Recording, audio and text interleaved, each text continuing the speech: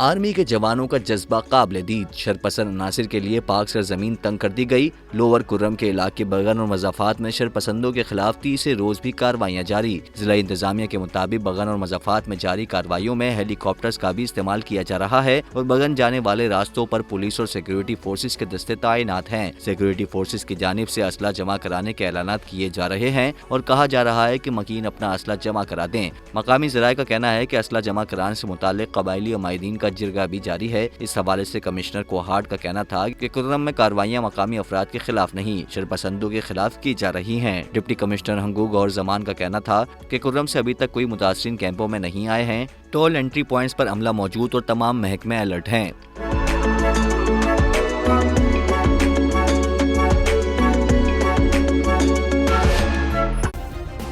Subscribe کریں اور بیل دبائیں تاکہ کوئی خبر رہ نہ جائے۔